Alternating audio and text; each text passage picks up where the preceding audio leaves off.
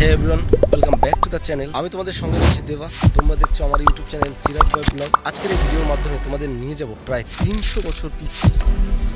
সত্যি বলছি, আজ থেকে প্রায় 300 বছর পিছিয়ে নিয়ে যাব এই ভিডিওর মাধ্যমে। একসময় রাজকীয় জলু আজ ধ্বংসস্তূপে পরিণত হলেও এর প্রত্যেকটা ইট আজও যেন কথা বলে। এটা হচ্ছে চাকদার বনমালী পাড়ায় রায় জমিদার বাড়ি। তো বন্ধুরা চলুন আজ বাইকে চেপে আমরা ঢুকে পড়বো সেই পুরনো অট্টালিকার অন্দরমহলে। ভিডিওটা পুরো দেখতে থাকুন আর সঙ্গে থাকুন, পাশে থাকুন।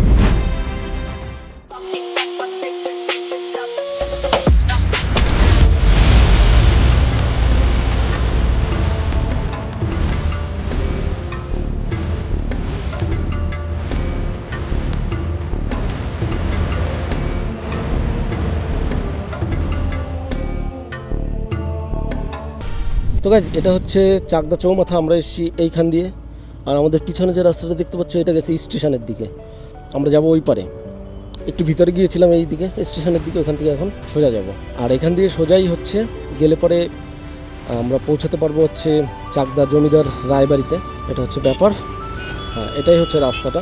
এখানে দেখতে পাচ্ছি একটা মন্দির রয়েছে। তো এই রাস্তা দিয়েই যেতে হবে আমাদের। অ্যাকচুয়ালি এখানে আমার বোনের বাড়ি রয়েছে, বোনের বাড়িতে একটু দেখা দিয়ে তারপরে এখন যাচ্ছি এখানে। তাহলে পরে ভিডিও দেখলে বলবে চাকদায় এসছিস আর আমার সাথে দেখা করিস নি, সেই জন্য আগে থেকে দেখা করে এসছি। চাকদা 4 রাস্তা থেকে চলে এসছি বেজপাড়া বা মুক্তিপাড়া বলে এই জায়গাটাকে। সরি, এই একটা আমার রাস্তা, এটা না, এই যে সামনে যে রাস্তা রয়েছে এই লেফট সাইডে এইদিকে ঢুকে যেতে হবে। এখান দিয়ে পৌঁছানো যাবে সেই রায়বাড়িতে। তো চলো, এখান থেকে এখনও প্রায় 2 কিলোমিটার। আর এটা কিন্তু খুব মানে কি বলবো, এটা খুব সুন্দর লাগবে তোমাদের যদি এখন আসো তোমরা। এখানে ধানের জমি রয়েছে আর মাঝখান দিয়ে রাস্তা, এটা অসাধারণ। প্রায় চলে এসেছি, আর মাত্র 2 কিলোমিটার। আমরা চলে এসেছি বনমালী পাড়ায়। সুন্দর মন্দির রয়েছে এটা দিয়ে সোজা। এখানেও 4 রাস্তা রয়েছে এখান দিয়ে। ওহো, পাতা ঝরা। কোন রাস্তা? গৃহরাজের মন্দিরটা দেখলাম, ওখান থেকে সামান্য একটু দূরে আসলে পরে বাঁ দিকের এই রাস্তাটা দিয়েও যাওয়া যায়। তো এই আঙ্কেল বলল একটু সামনে গিয়ে বাঁদিকে একটা রাস্তা রয়েছে খুব সুন্দর, ওটা দিয়ে যেতে, মানে ওটা দিয়ে সুবিধা হবে। তো আমরা ডিসাইড করেছি ওটা দিয়েই যাব সামনে। আচ্ছা, থ্যাংক ইউ।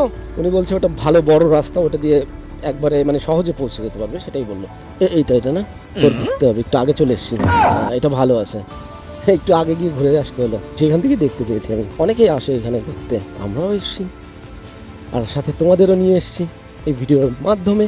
পুরো ভিডিওটা দেখতে থাকো। এখান থেকে লেফট সাইডে এটা আমবাগানের ভিতর দিয়ে রাস্তা, মানে দেখো আম গাছ। এটাই হচ্ছে জমিদার বাড়ির ফ্রন্ট সাইড।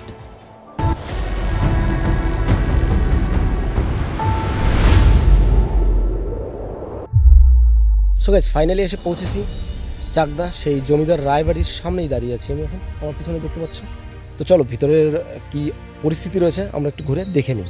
এই যে দেখছো বিশাল বড় গেট, এর ভিতরে পা রাখা মাত্রই যেন কয়েকশো বছর পিছিয়ে গেলাম।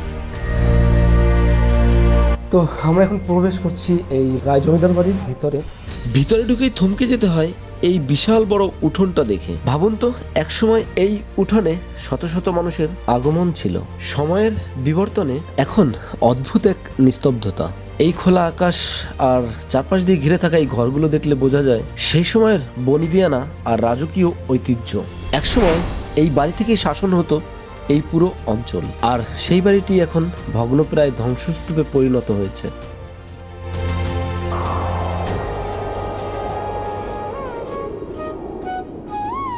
এই বিশাল জমিদার বাড়িটি মূলত নির্মাণ করিয়েছিলেন তোলা রায়। তার বাবা ধীমান রায়ের 7 জন পুত্র সন্তানের ভিতরে তিনি ছিলেন জ্যেষ্ঠ। এই বাড়ির নামকরণ করা হয় এই বংশের আদিপুরুষ হিসাবে জমিদার কেদারনাথ রায়ের নামে। কথিত আছে, যখন এই বাড়িটি তৈরি হচ্ছিল তখন মুর্শিদাবাদ থেকে মিস্ত্রিরা এসেছিলেন। সেই সময় তোলা রায়ের মা মিস্ত্রিদের একটি পাকা কাঁঠাল খেতে দিয়েছিলেন। সেই কাঁঠালের বীজ থেকে গাছ হয়ে যখন নতুন কাঁঠাল ধরেছিল, সেই ফল খাওয়ার পরে তবেই এই বিশাল বাড়ির নির্মাণ কাজ শেষ হয়েছিল। যখন মিস্ত্রিরা এসেছিলেন তখন তারা ছিলেন প্রাপ্তবয়স্ক, আর যখন বাড়ি তৈরি করে ফিরে যান তখন তারা বৃদ্ধ হয়ে গেছিল। অনেকটা দীর্ঘ সময় নিয়ে এই বাড়িটি নির্মাণ হয়। এই বাড়িটি প্রায় 9 বিঘা জমির উপরে অবস্থিত। ওনাদের আরও ছিল প্রায় 1200 বিঘা জমি।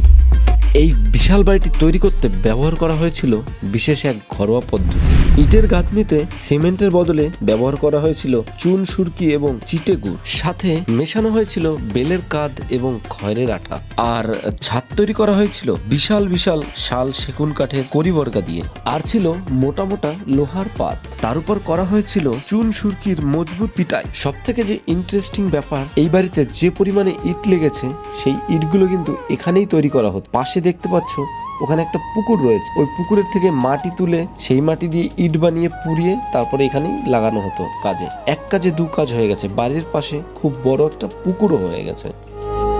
এই বিশাল অট্টালিকার প্রতিটি ইটের খাজে মিশে আছে কত মানুষের দেওয়া তিল তিল শ্রম আর ঘাম।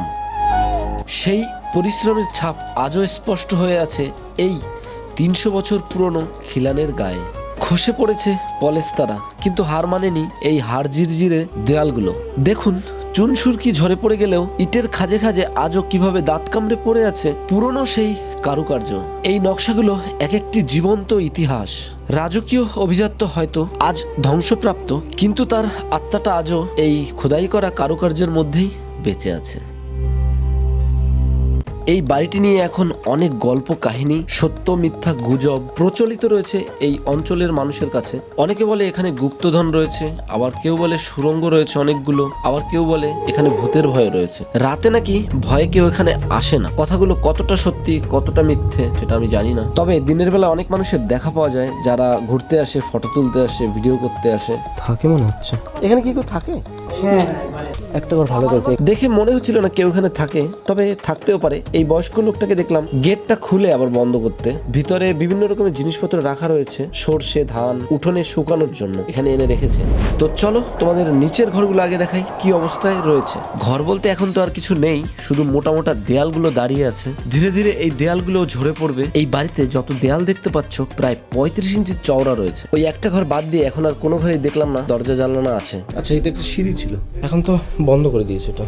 তারপরেও ওঠা যায়, অনেকে উঠতে পারে এখান থেকে। আর ওইদিকে একটা পিছনে একটা সিঁড়ি রয়েছে অলরেডি, তো ওটা দিয়ে আমরা উপরে যাবো একটু পরে। তার আগে দেখে নিই এখানে কি ব্যাপার, যাওয়াটা কি ঠিক হবে কিনা সেটাও ভাবছি আমি। এখানে দেখো, এটাই অব্দি, বেশি বড় নয়। চলো এখান থেকে বের হওয়া যাক। প্রত্যেকটা দেয়ালে লেখা টেখা রয়েছে। জানালা ছিল বা দরজা, এখন নেই কিছু, সব ভেঙে চলে গেছে। এখনকার দিনে এখানে প্রদীপ জ্বালাতো, এখানে কিছু একটা ছিল, সেটা বন্ধ করে দিয়েছে। এগুলো তো আস্তে আস্তে খারাপ হয়েই যাচ্ছে, হয়তো আর বেশ কিছুদিন থাকবে, তারপরে আর এগুলো থাকবে না, সব ঝরে ঝরে পড়ে যাবে। দেখো মোটা মোটা কাঠ যেগুলো ছিল, কাঠগুলো খারাপ হয়ে গেছে। ঘুরে ঘুরে দেখছিলাম সবকিছু ভালোই লাগছিল, কিন্তু তার ভিতরে যে জিনিসটা আমার সব থেকে খারাপ লেগেছে, এখানে বিভিন্ন রকমের নেশাদ্রব্য জিনিস রয়েছে। দেখো, এটা মনে হচ্ছে, এটা কি জানি না, এই যে দেখো সুই রয়েছে এখানে। এখন মানে নেশা ভাঙের আড্ডা হয়ে গেছে, ঠিক আছে। এখানে মাসি বলছে সব মদ মাতালের আড্ডা হয়ে গেছে এখানে। তো চলো উপরের দিকে যেয়ে দেখি, ছাদের উপরে এটা দিয়ে যাওয়া যাবে।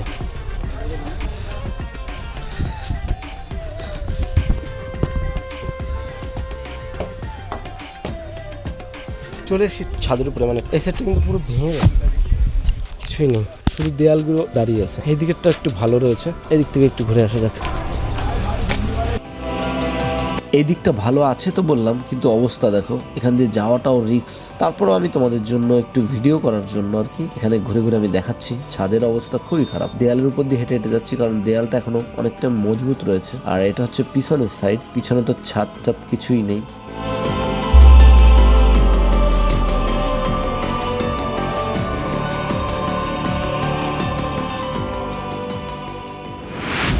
এখানে দাঁড়িয়েছি, এখানে আমার ভয় লাগছে, সময় ভেঙে চুরে নিচে পড়ে যেতে পারে। চারিদিকের যে অবস্থা দেখলাম পুরো শেষ, এদিকে পুরোটাই ভেঙে আছে, এদিকে ওইটা, এটা আর এটা একটু রয়েছে। ঠিক আছে, দেখো ছান বাঁধানো পুকুর। তখনকার সময় ওই সাইডে একটা বড় ঘাট রয়েছে স্নান করার জন্য। জমিদার বাড়ি থেকে বেরিয়েই এখানে সামনে একটা ঘাট, এখান থেকে সোজা পুকুরে। খুব সুন্দর মনোরম একটা জায়গা, কোনো বাইরের কোলাহল কিছু নেই, শুধু পাখির কিচিরমিচির ডাক। মানে ভালো লাগছে, যেটা রিয়েলি সত্যি বলছি, খুব সুন্দর ভালো লাগছে আমার এখানে এসে।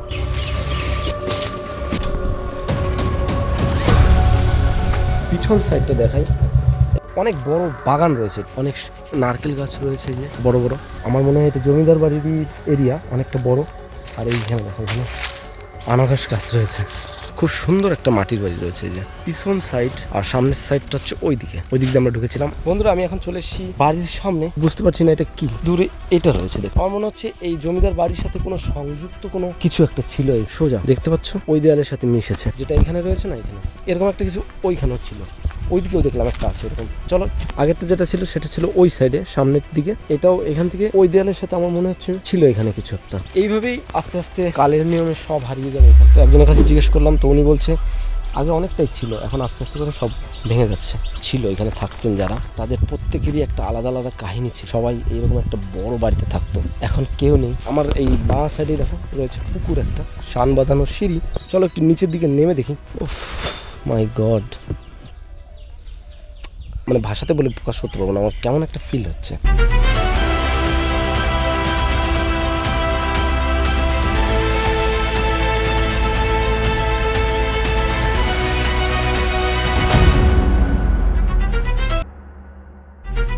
তো এতক্ষণ যে ভিডিওটা দেখলে আশা করছি ভালো লেগেছে, আর ভালো লাগলে অবশ্যই আমার চ্যানেলটা সাবস্ক্রাইব করে দিও, আর ভিডিওটা একটা লাইক করে দিও, কমেন্ট তো অবশ্যই করবে। আর এতক্ষণ ছিল আমার সাথে এই ভাই বান্টি দাস, তো ওকে নিয়ে এসেছি। আর চলো আবার নেক্সট ভিডিওতে খুব শীঘ্রই দেখা হবে। বাই।